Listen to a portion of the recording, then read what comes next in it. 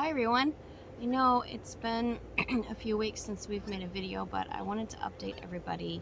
Um, I'm going to cover how I ended up getting hurt, and then in another video I'll do why I didn't leave. And then Ray's going to come out in just a little bit, and we'll do a video together about what's happened the last few weeks and where Jamin is now. So I wanted to talk about how I ended up getting hurt. So, about 8 weeks ago, Community Mental Health called and changed some of Jamin's meds. They stopped him cold turkey on a risperidone, which apparently is something you're not supposed to do.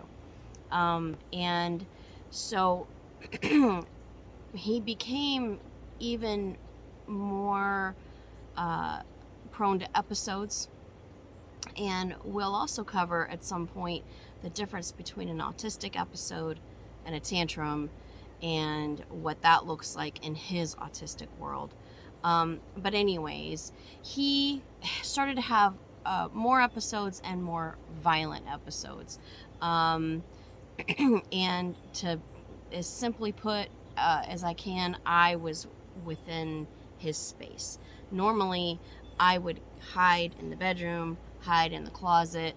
I would come outside, usually come outside, call the police, something of that nature, where I was not in his line of fire to where he could throw something at me or hurt me.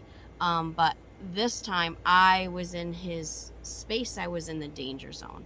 I got kicked, I got punched, I got pinched, I got hit, and left, quite a bit of damage to me. Normally, if this was any other person, and of course this isn't normal, but any other person probably would not have gotten hurt the way that I did. I was already compromised. I had developed heavy bleeding over the last several months. I had a surgery in February with an exploratory surgery, and my uterus is healthy, but because due to stress, due to cortisol overload, which threw off all of my hormones, messed up my adrenal glands, threw off my thyroid function, which in turn lowered my progesterone, which caused very, very heavy bleeding, completely wreaked havoc on my body. And, just simply taking out my uterus was not, the solution, because the stress would then manifest itself somewhere else in my body, causing cancers and all kinds of horrible, horrible things, all the bad things.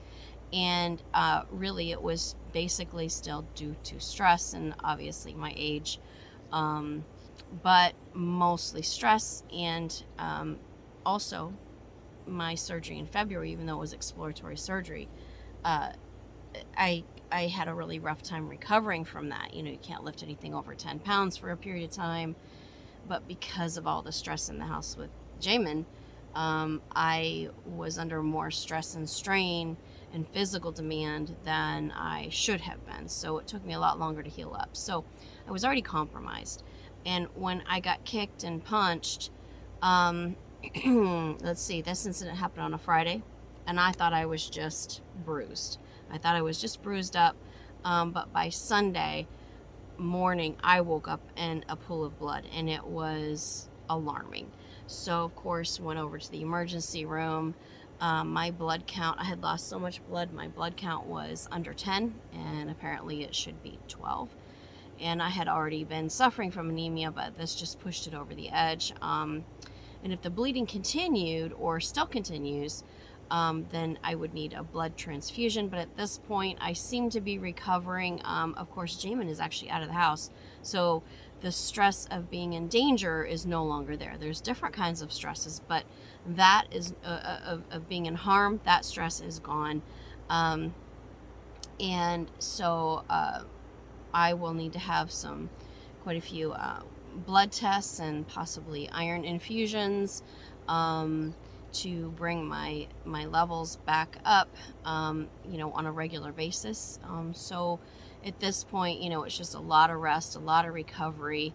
And so that's the story of how I ended up getting hurt. So yes, he put me in the hospital. You know, when the police officers that he, you know, busted up, they didn't end up in the hospital, but they didn't have this, you know, uh, pre-existing condition that I already had where I was compromised. So in the meantime, I'm going to go ahead and post another video about why I stayed in this situation. All right, thanks.